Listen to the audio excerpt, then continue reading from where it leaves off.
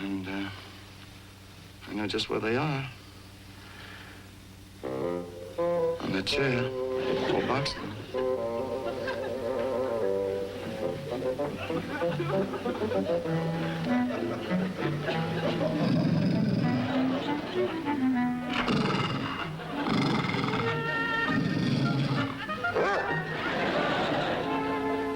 My name is John Monroe. I'm a cartoonist and a writer for a New York magazine called The Manhattanite. Of course, it's not really called The Manhattanite any more than my name is John Monroe. Some people say my name is James Thurber, but that couldn't be. Because I have it on very good authority, there is no such person as James Thurber.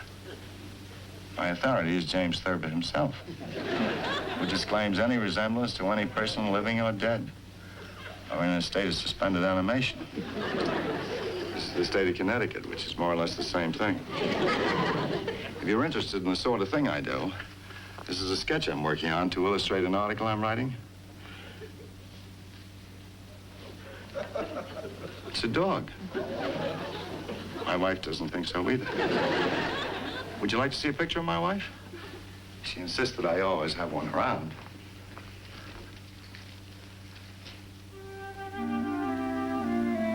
I suppose she's pretty enough in that picture, but somehow to me she looks more like this. I don't know if you can tell by this, but I hate women. Of course, I married one, but there wasn't anything else around. There never is. That's how they get you. Now, dear, you know that just isn't true. Everybody says we're the best adjusted, happiest married couple in the entire state of Connecticut. The Golden Age of Television presents Arthur O'Connell, Georgann Johnson, and Susan Gordon in Christabel, after these messages.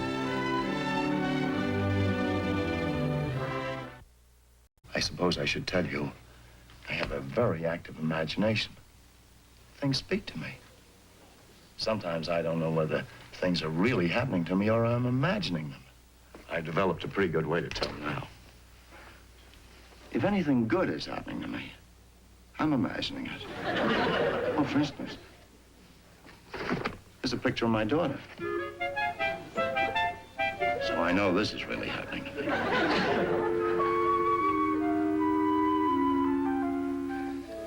The orthodontist says when those teeth straighten up, she'll look beautiful. I suppose he just jams them into place, and suddenly her hair starts to curl, her complexion clears up, her big feet get smaller. She stops listening to those Elvis records, and John D. Rockefeller IV or somebody comes, knocks on the door, and asks for her hand in marriage.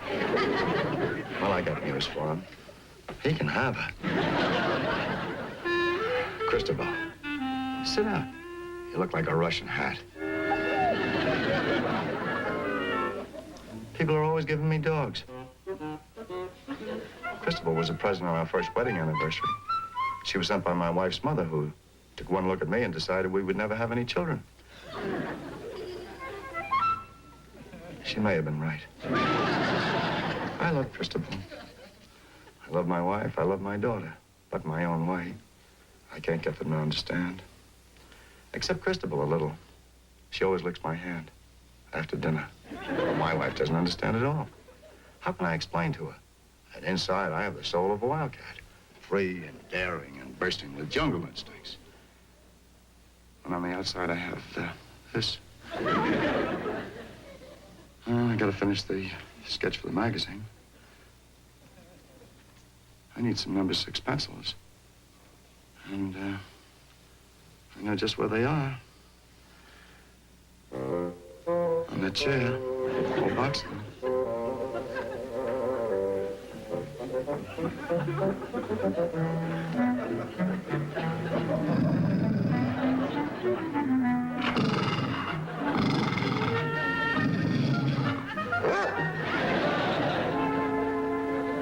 Another thing I forgot to tell you. I'm a coward.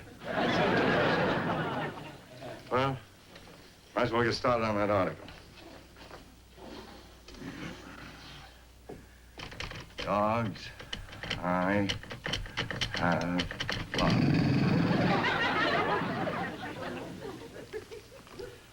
That's as far as I ever get. Charlie just came over and he's got wonderful news. Don't tell me he discovered soap.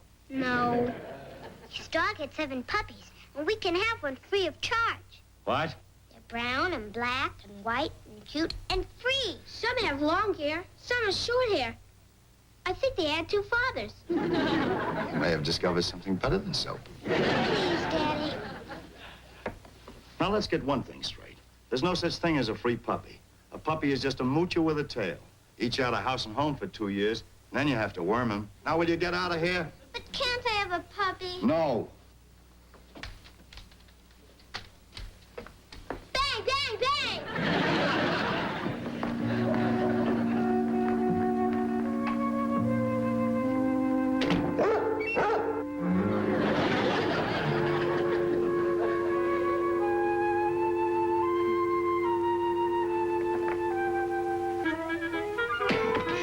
Mother says it's all right with her if it's all right with you. Well, it's not all right with me. I don't like your father. I don't like yours. I never even met him. Well, maybe Liddy ought to have her own dog. Dog? What is that somnambulistic tub of doggy ration? A duck? Oh, Muggs is all right, but he just lies here all day. And he bites children. But not often enough. That's just an attitude, dear. Your father is striking a pose, which he does very badly. Oh, you like dogs as much as the rest of us. Then why won't he let me have a puppy? Well, what about Christabel? Isn't Christabel sufficient? Daddy, I love Christabel, but she's getting so old. Old? What is she? A mere 12, 13. Christabel's a wonderful dog, but she is getting too old to play with the children. After all, 1 year in a dog's life is equal to 7 in a human's. That makes Christabel about... Wow, 91 years old. 91 years old? And you feed her horse meat? She likes horse meat. Besides, I don't believe all that malarkey about a dog's age. I have personally seen with my own 2 eyes a 110-year-old dog making eyes at a 105-year-old dog. You have no sympathy from me. Well, come on, children. He's in a terrible mood. I guess his work is going badly. Charlie, you better go home. And Lydia, you can help me with dinner. Good idea. Don't forget what you promised me. Asparagus from our own garden with hollandaise sauce. We're having beans. What happened to the asparagus? Christabel went out in the garden this morning and ate it. Again? Well, she likes the tips of the asparagus. So do I. But I'll bet when I'm 91 years old, I don't go out in the garden and chew it out of the ground. Well, beans it is. Make up for it with dessert. We can't have ice cream with fresh raspberries, Daddy. Christabel opened the refrigerator, took out the ice cream, and made herself a hot fudge sundae? No, dear, but she did eat all the raspberries off the bushes yesterday. For the heaven's sake. What about me? Why don't you eat horse meat and see how you like it? Thank you, Duncan Hines. Now, if everybody will get out of here, maybe I can get to work earning enough money to buy Christabel a subscription to Gourmet magazine. All right. Come on, Lydia. Daddy, would you say this means I can't have a puppy? I would say... Bang, bang, bang! You're dead!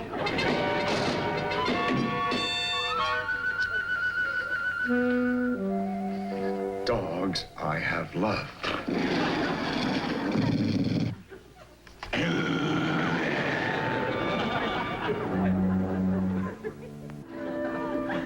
Sweetheart, you're going to be older. The doctor's going to give you something to... Mother, what's the matter? Well, I don't think Christabel's feeling very well. She's acting strangely. Poor Christabel.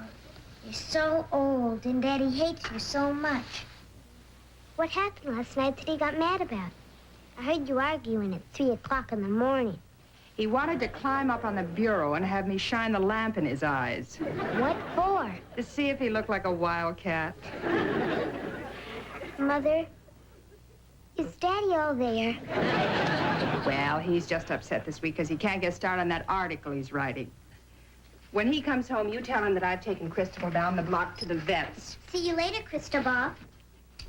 If the doctor keeps you overnight, I'll bring you some canned asparagus. That reminds me. Tell your father that we're eating out tonight. Why? Christabel got the lamb chops.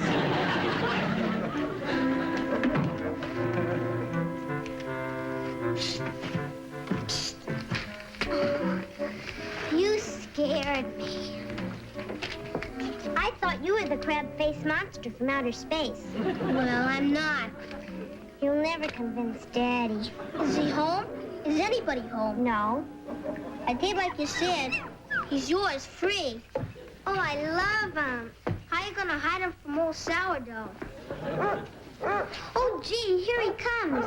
Muggsy never gets that mad at anyone but him, not even burglars. Do something. What'll I do? Oh, my gosh. He bit him on the ankle. Quick, quick. Hide him. Hide him.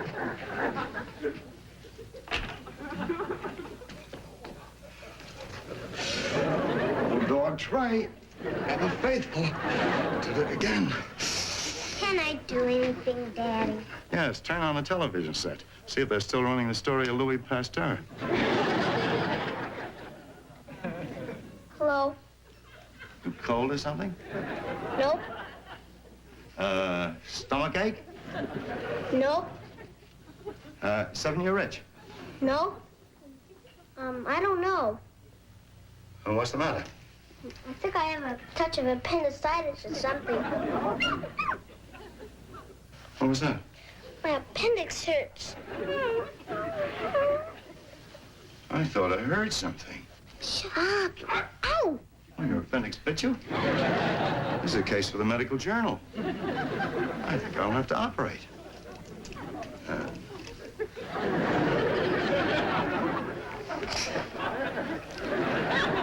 Okay. Take this over to the Mayo Clinic, see what they make of it. Please, Daddy, can't I keep him? He's so cute. No. Come on, get him out of here. Go. Go. Go. Go.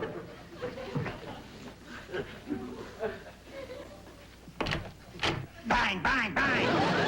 There'll come a day.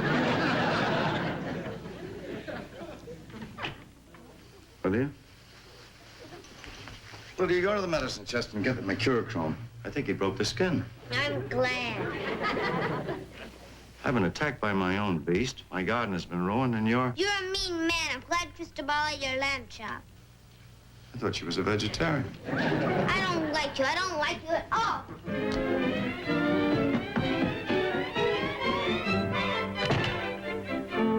You're a mean man.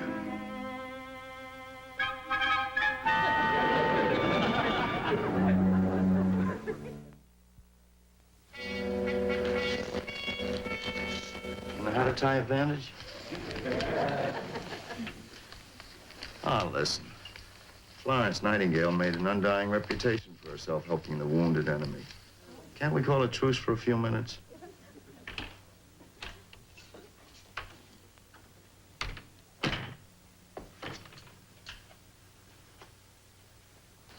Mother, how's Christabel?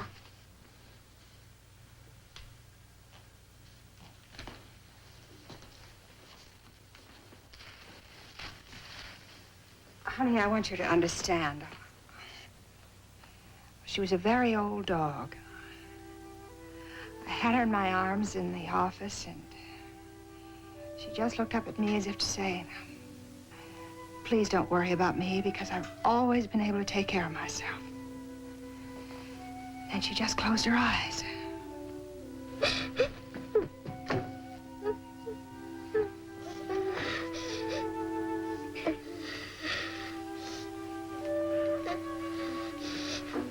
Lydia. Lydia. You didn't like her. You don't care. You don't care. Lydia. Leave me alone. Leave me alone. I'm sorry. Are you?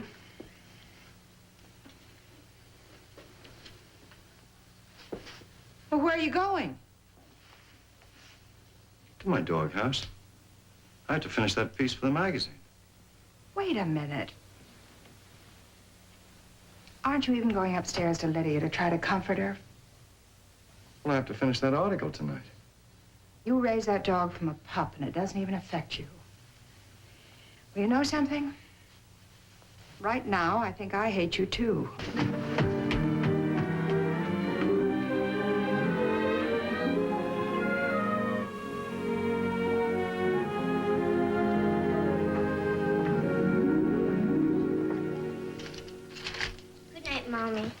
Oh, good night, dear. I'll be up to tuck you in. Where did old Hateful go? I saw your father sneaking out the back way. I think his conscience was bothering him. He doesn't have any. Just sat here typing and typing as if nothing had happened. Well, he does have to earn a living. Why doesn't he get a job as a dog catcher? He'd enjoy that. Lydia, What? come here and see what your father's written. Not me. I don't want to hear anything old Hateful wrote. It's about Christabel. What do you say? She came all the way from Illinois by train in a big wooden crate 13 years ago. A frightened black poodle not yet a year old. Well, that was before you were born. She tried patiently at all times to understand man's way of life. The rolling of his wheels, the raising of his voice, the ringing of his bells, his anger at animals for not behaving like human beings. They behave better. The poodle was hand in glove with natural phenomena. She raised 2 litters of puppies, 11 each time, taking them in her stride the way she took the lightning and the snow. One of these litters, which arrived ahead of schedule, was discovered under the barn floor by a little girl of 4. The child gaily displayed on her right forearm the almost invisible and entirely painless marks of teeth, which had gently induced her to put down the live black toys she had found and wanted to play with. Was I only 4 when I did that? Well, your father isn't very good on dates. You were 5. And there weren't 11 poodles that time. There were 9. And it wasn't in the barn. It was in the well house. Guess we might as well face it. He's no Edward R. Murrow. Go on anyway. The poodle had no vices that I can think of, unless you could count her incurable appetite for the tender tips of the young asparagus in the garden and for the black raspberries when they ripened on the bushes in the orchard. He left out lamb chops. Yes, but I believe this is a eulogy. See page 3 anywhere?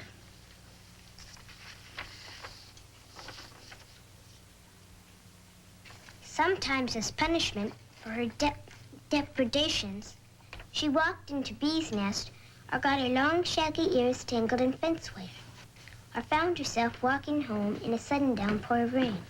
Hello. Shh. We're reading. Lydia, I just... The poodle I knew seemed sometimes about to bridge the mysterious and conceivably narrow gap that separates instinct from reason. She could take part in your gaiety and your sorrow. She trembled to your uncertainties and lifted her head at your assurances. There were times when she seemed to come close to a pitying comprehension of the whole troubled scene and what lies ticking behind it. If poodles who walk so easily upon their hind legs ever do learn the little tricks of speech and reason, I should not be surprised if they made a better job of it than man, who would slowly seem to be slipping back to all 4s. I think you better read the rest.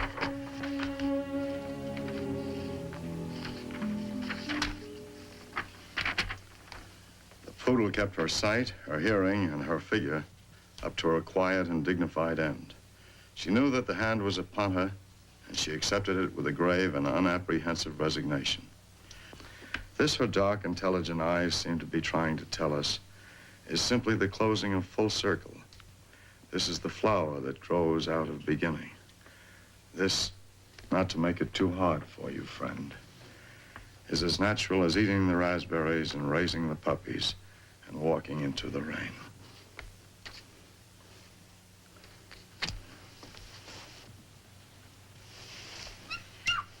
What's that? You almost squashed her. Sally gave me this, free. Oh, Daddy, thank you. I'm sure in no time at all she'll be eating the asparagus and taking a piece out of my ankle. At least it's a balanced diet. Well, now you really better go to bed. All right. Good night. Good night. Can I keep her with me? Old Hateful says yes. Thank you. Good night, Daddy.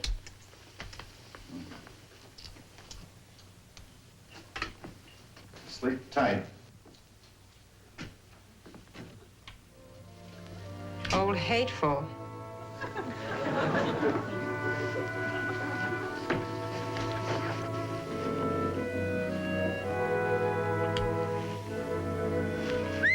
What?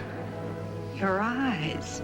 They do glow in the dark. Have a kiss like that and they'll catch on fire. Oh, my wildcat.